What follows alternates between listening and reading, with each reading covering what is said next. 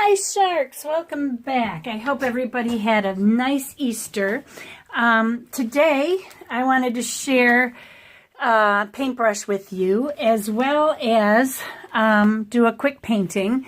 I don't know if it's in frame or not, but I have some Forsythia that I picked from my garden. I've got it in a big vase, a bunch of branches. I don't know if I'm going to paint the whole thing. It's kind of hard to I'm going to have to move it back and I won't have the correct lighting.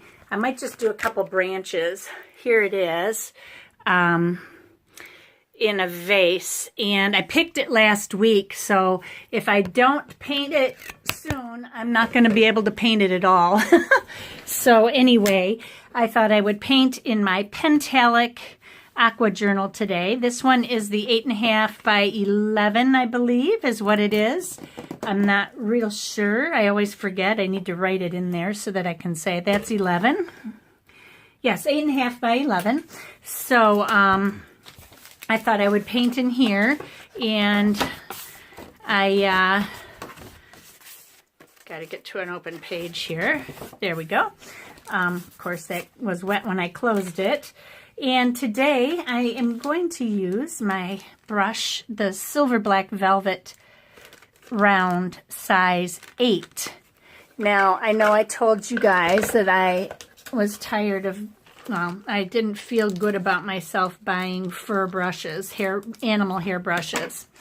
But I have to admit to you that they are leaps and bounds better than any synthetic I have ever used, especially this brand of brush, if you like squirrel brushes. I don't recommend squirrel or sable brushes, Cullen sable brushes, for someone just starting out in watercolor.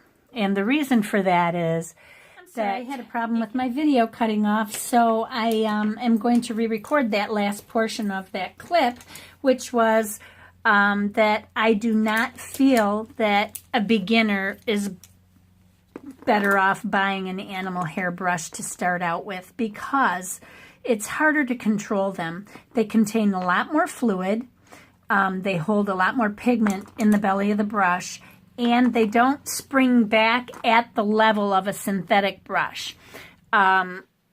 This is damp right now, but when I push on it, it just stays bent because it's real fur, and it just doesn't spring back like a synthetic does. Now this is wet too. I can get it real wet. You can see it's wet, but when I bend it, it snaps right back in place. Now this is Synthetic Mongoose by Rosemary and Company. Very stiff brush, great for oil painting as well, but they're good for watercolor. But anyway, I would not use an animal hair brush, sable or squirrel, to start out with because they're harder to control.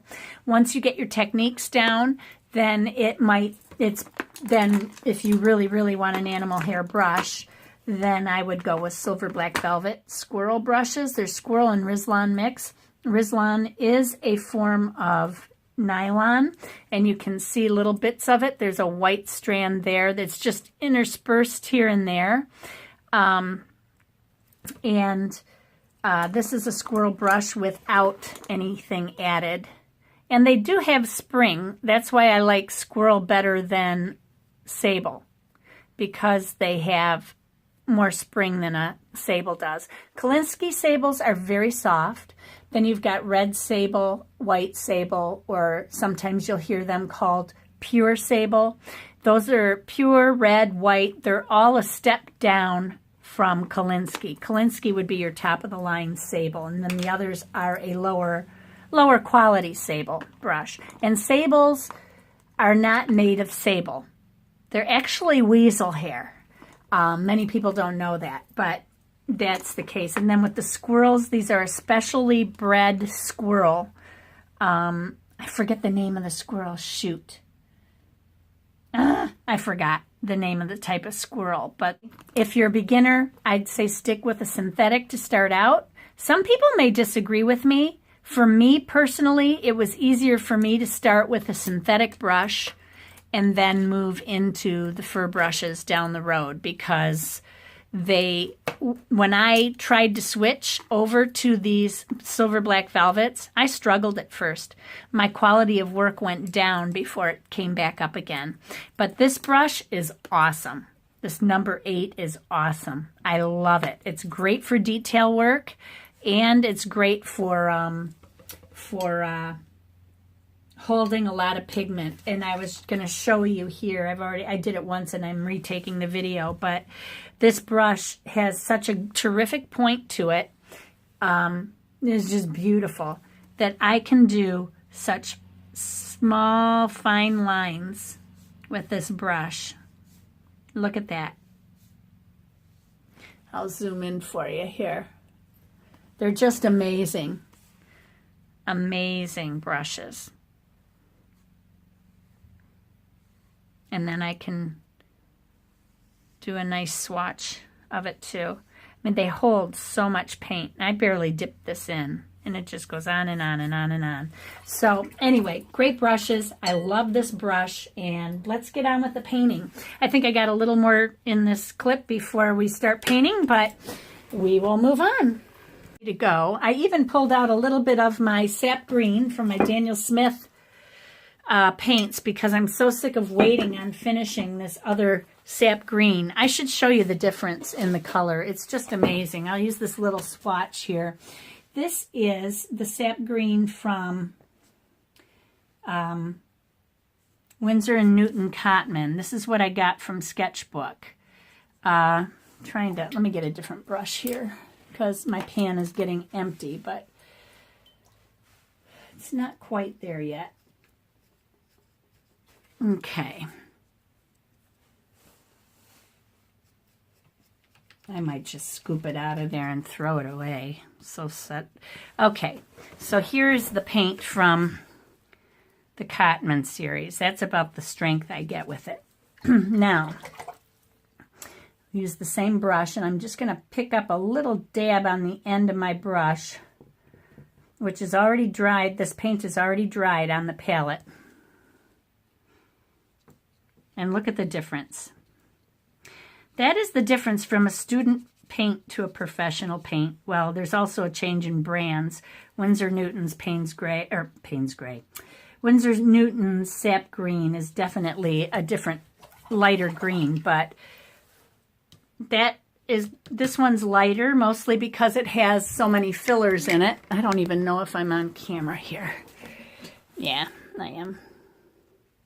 So this one is lighter. It has more fillers in it, and it's a student quality. This one is professional quality, and it's a Daniel Smith. And I love that Sap Green. And it took everything in me to try to use up that other one so that I could go back to this, but I've given up. I don't have a lot left. This is what I have left of this Sap Green, but there's so much in here. It's going to take me forever. I need to get another pan and pull that one out and just leave it out. So anyway, I'm going to use that color today. I'm going to use my new brush today, and I'm going to go ahead and paint some of this Forsythia. I think I'm going to do this branch here, that one, and maybe I'll do this one too, and I'll add them together. I don't know. We'll see. But I'm going to go ahead and speed it up a little bit so that you don't have to sit here and watch the whole thing in slow motion.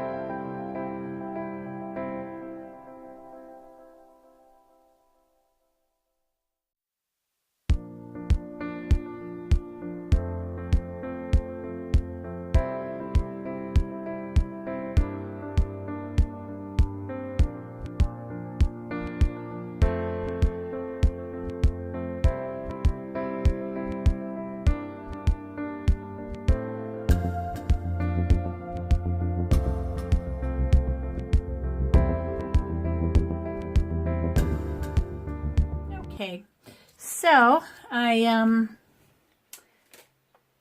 just wanted to loosen that up, so I just put some water to it, and that's what I came up with. It's kind of fun to do. That's not brown enough. I was using some raw umber, but some raw sienna, but I think I need something like some burnt umber here in order to make this a little bit browner. There we go. And then this little edge here. There. I used some new Gamboge to do the undersides of the flowers, and then I used Hansa Yellow Medium for the main color of the flowers, and then I just used some water and pulled out some of the areas just to make it kind of bleed.